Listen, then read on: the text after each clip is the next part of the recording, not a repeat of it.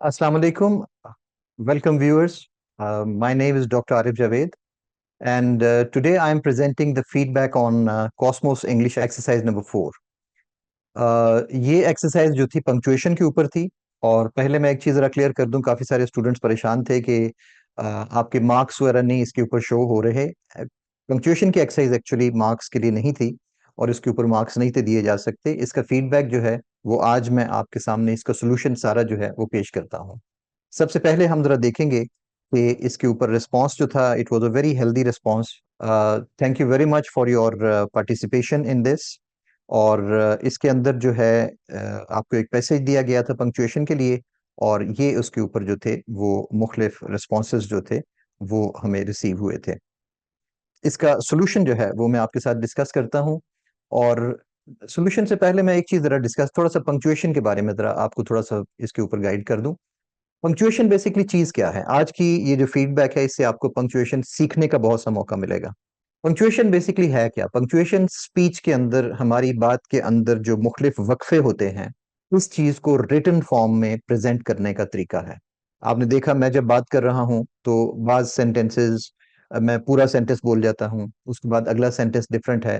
कहीं पे शॉर्ट वक्फा है, कहीं पे लॉन्ग पॉज है। शॉर्ट पॉज होगा तो उसकी जगह कॉमा या सेमीकोलन आएगा। अगर नेक्स्ट बात उसके साथ जुड़ी हुई है तो सेमीकोलन आएगा। और जब मैंने बात अपनी खत्म की है तो वहां पे फुल स्टॉप, मैं लंबा वक्फा दे रहा हूँ और उसके बाद नेक्स्ट बात शुरू कर रहा हूँ। ये बेसिकली पंक्चुएशन ये चीज है। अब जो जब आप पैसेज कर रहे होते हैं तो मैं हमेशा एडवाइस करता हूं कि पंक्चुएशन के पैसेज को हमेशा जरा बोल के देखें। जब आप बोल के देखेंगे तो ऑटोमेटिकली आपको महसूस होगा कि उसके अंदर कहीं पे लंबा वक्फा आएगा, कहीं पे बात रुक गई है। इन सब चीजों को मैं आज आपके सामने डेमोस्ट्रेट करता हूं कि आपका ये वाला जो टेक्स्ट था, इसको एक्चुअली सॉल्यूशन जो है इसका किस तरीके से होना था। ये आपकी एक्सरसाइज नंबर 4 थी और ये वाला टेक्स्ट जो था ये आपको पेश किया गया था। पंक्चुएशन की स्टूडेंट्स, मैंने साथ साथ एक्सप्लेनेशन भी देनी है कि यहाँ पे ये वाला पंक्चुएशन साइन जो है वो बेसिकली क्यों आएगा। ये इसका सोल्यूशन है कि जरा साथ साथ सुनते जाएं कि ये वाला जो है आपकी अगर जो गलतियां हैं साथ साथ वो जरा मार्क करते जाएं। Life is full of surprises. एक तो लाइफ एल कैपिटल होना था, life is full of surprises, semicolon.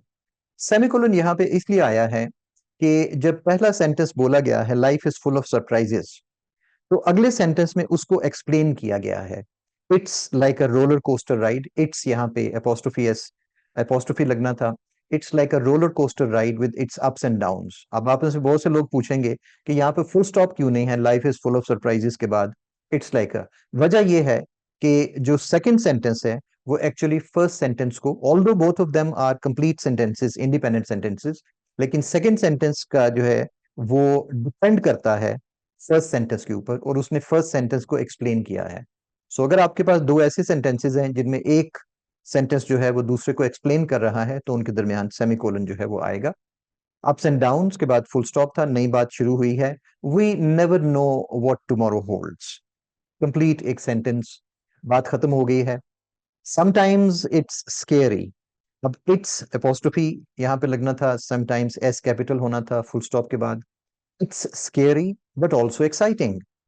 अब यहाँ पे कॉमा यहाँ पे दरमियान में क्यों आया? इसलिए कि एक बात की गई, इट्स स्केरी, और साथ ही दूसरी चीज ऐड की गई, तो फिर दरमियान में कॉमा जो है वो आया है। बहुत से लोग हैरान होते हैं कि बट से पहले जो है वो कॉमा नहीं आ सकता। नो, फैन बॉयज में आप जब कोई सेंटेंस दूसरा स्टार्ट कर रहे हैं कॉमा आ सकता है। एडवांस ग्रामर जरा पढ़े तो यू विल फाइंड आउट कि फैन बॉयज सबसे पहले जो है वो कॉमा आ सकता है। बट ऑल्सो एक्साइटिंग, बात खत्म हो गई है। नेक्स्ट सेंटेंस नया स्टार्ट हो रहा है, W capital. We must embrace the uncertainty and cherish every moment. उसने बात की, we must embrace the uncertainty and cherish every moment. अपनी बात जो है वो साथ ही साथ जो है वो कंप्लीट की। उसके बाद वाला सेंटेंस यहाँ पे ज्यादातर लोगों को गलती लगी है, इसलिए कि लिव, लाफ, लव और डैश आई है यहाँ पे। These are the keys to happiness. अब डैश कहाँ पे आती है? जब सेकंड पार्ट ऑफ दी, जब कोई ऐसी फ्रेज, ऐसी क्लॉज आपके सेंटेंस की जो पहले वाली को एक्सप्लेन कर रही हो, तो फिर वहां पे दरमियान में डैश आती है।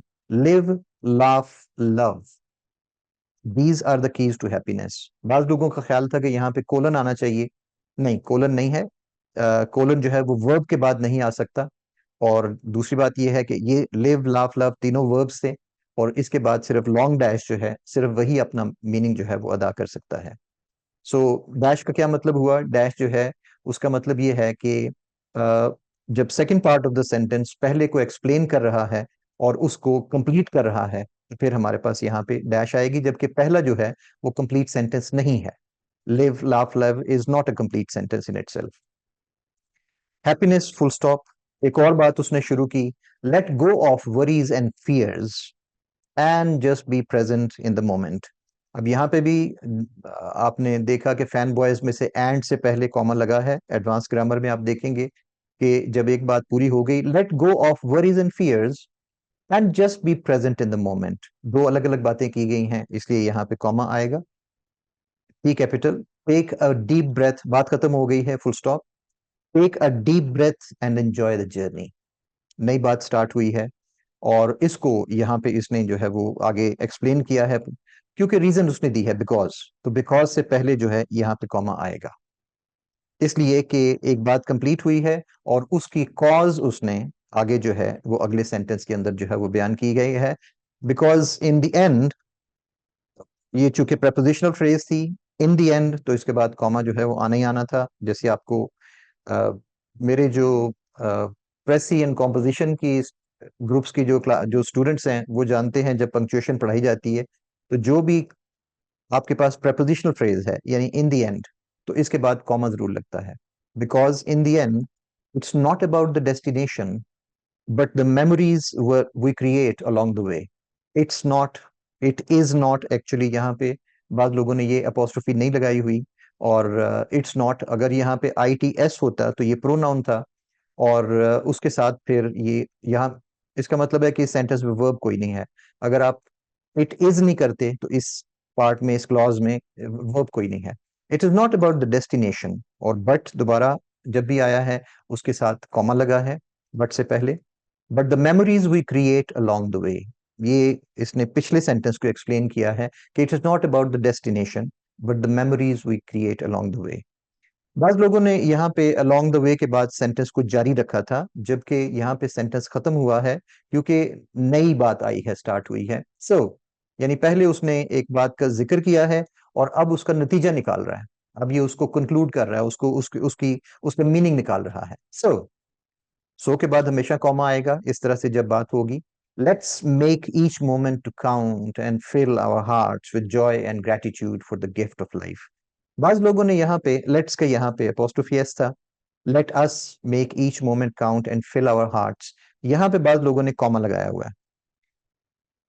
लेकिन कॉमा इसलिए नहीं यहाँ पे आ रहा कि हमारे पास एक ही जो है, आ, हमारे पास यहाँ पे जो है मेक ईच मोमेंट काउंट पूरी क्लॉज है, एंड फिल आवर हार्ट्स यानी अलग अलग हमारे पास क्लॉजेस हैं, और उसको नेक्स्ट सेंटेंस जो है उसका अपना वर्ब है, and fill our hearts with joy and gratitude for the gift of life. आपके जहन में जाहिर है काफी सारे क्वेश्चंस होंगे। यहाँ मैंने जो चीजें एक्सप्लेन की हैं आपके सामने स्टूडेंट्स, ये रूल्स हैं पंक्चुएशन के, और अगर आप इनको मतलब, एक तो तरीका ये होता है ना कि आप इसके ऊपर बहस करें कि जनाब ये ऐसे क्यों नहीं हो सकता, ये ऐसे क्यों नहीं, यहाँ पे ये भी लग सकता था। कुछ स्टूडेंट्स रूल्स हैं पंक्चुएशन के, जो मैंने इसके एक्सप्लेनेशन के साथ साथ आपको समझाने की कोशिश की है। उन रूल्स के तहत हमने चलना है। अगर आपको महसूस होता है कि इसके अलावा भी कोई इसकी पंक्चुएशन जो थी वो डिफरेंट हो सकती थी, please discuss that with me in the comments, और इसके ऊपर जो है वो हम बात करेंगे कि, एंड आई विल एक्सप्लेन, जहाँ पे आपको महसूस होता है कि यहाँ पे सेमीकोलन या कॉमा नहीं था होना चाहिए, या यहाँ पे कॉमा होना चाहिए था, या यहाँ पे फुल स्टॉप नहीं था। If you differ with this feedback, so do talk to me, do chat with me in the comments, and I would definitely love to reply to you.